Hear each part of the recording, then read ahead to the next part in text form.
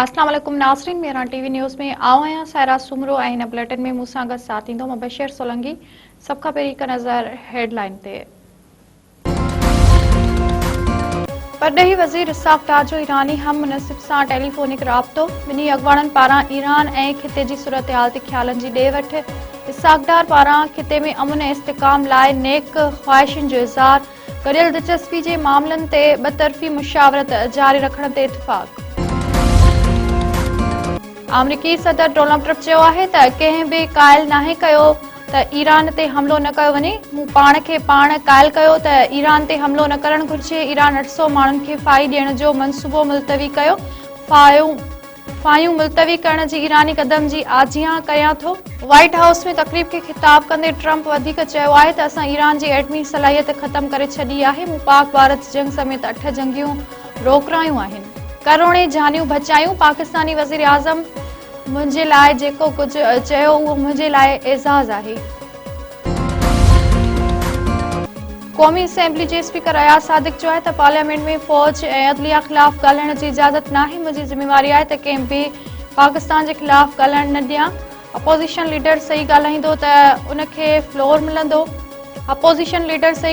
उनखे फ्लोर मिलंदो रहंदो। हाउस खे मुल्की मुफ़ाद में हलाइणो आहे। लाहौर में मीडिया सां ॻाल्हाईंदे स्पीकर अयाज सादिक वधीक चयो आहे त हर मुल्क में माफ़िया हूंदी आहे, पाकिस्तान में बि आहे।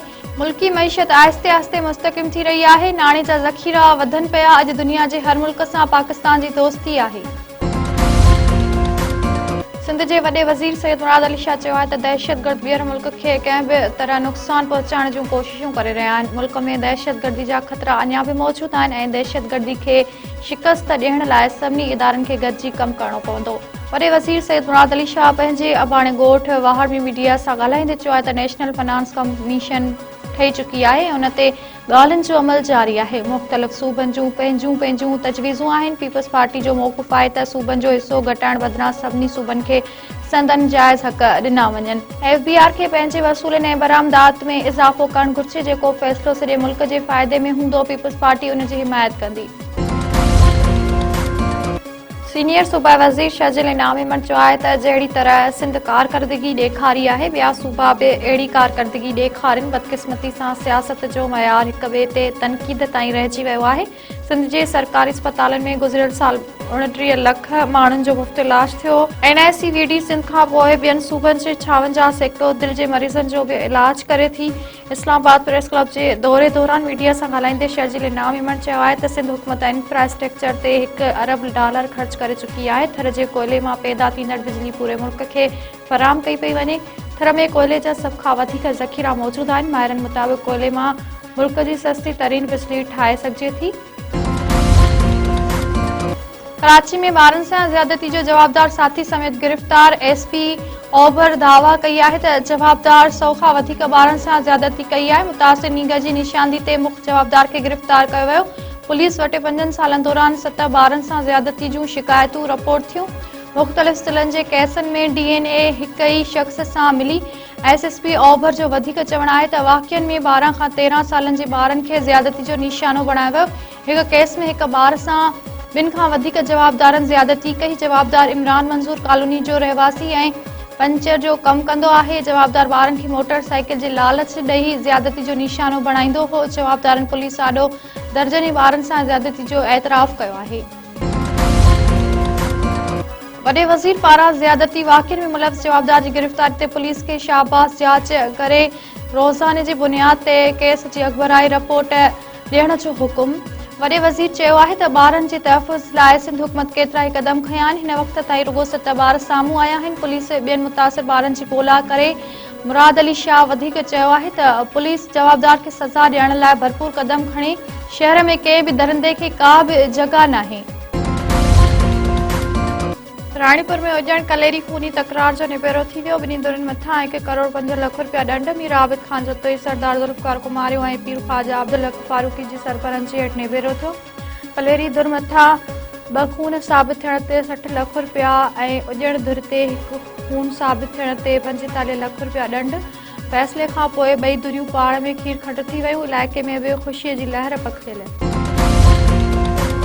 कंदरा भरिसां 2 नौजवान भेनरियूं ट्रेन जे टक्कर में फौत। रेलवे पटड़ी क्रॉस कंदे ट्रेन जो टक्कर लॻण सबबि ॻोठ प्यारो जोगी वासिण शहनाज़ ऐं संदसि भेण दादली धीअ ममताज़ जोगी चीपाइजी फौत थी वयूं। लाश घर पहुचण ते कोराम। कलंदर लाल शहबाज जी मज़ार तां वापसि वेंदड़ मोरो वासिन सां हादसो। नीगर फौत। ज़ाइरिन जी ट्रैक्टर ट्राली ते वेठल 13 वरियनि जो ज़ाकिर अली अबड़ो ओचितो रोड ते किरी फौत थी वियो। अस्पताल में जरूरी कार्रवाई बाद नीगर जो लाश घर पहुचण ते कोराम। शिकारपुर में मासूम नीगर खुलियल गटर में किरी बुडी फौत। न्यू फौजदारी थाने जे हद बिटाई कॉलोनी में 7 वरियनि जो मोहम्मद आदिल पुट फारूक अहमद लाशारी खुलियल गटर में किरी पियो। वाटसन जी मदद सां नीगर के गटर में कढी अस्पताल मुंतकिल कियो वियो, जिते डॉक्टरनि फौत थियण जी तस्दीक कई। मासूम नीगर जो लाश घर पहुचण ते कोराम। रतोदेरो वेझो ट्रक ऐं मोटरसाइकिल में टक्कर, हिकु ॼणो फौत, ॿियो ज़ख़्मी। ॻोठ बंगलदेरो वटि लाड़काणो रतोदेरो रोड ते हादसे सबबि मोटरसाइकिल सवार ॻोठ मुछाए जूणे जो वासी महमूद जूणे जो मौके ते ही फौत थी वियो। ज़ख़्मी नेक मोहम्मद जूणे जो नाज़ुक हालत में अस्पताल मुंतकिल। मक़सूद और रिंद वेझो सुज़ुकी ऐं मोटरसाइकिल में टक्कर, ॿ फौत। नवाबशाह शेदातपुर रोड ते ॻोठ बाजी रिंद भरिसां कोड़े सबबि खौफनाक रोड हादसो। फौतन में अब्दुल हकीम ऐं अब्दुल हफीज़ रिंद शामिल। नीगर शान अली रिंद सख्त ज़ख़्मी। ॿई भाइर सुबुह जे वक़्तु होटल खोलण पे आया त हादसे जो शिकार थिया।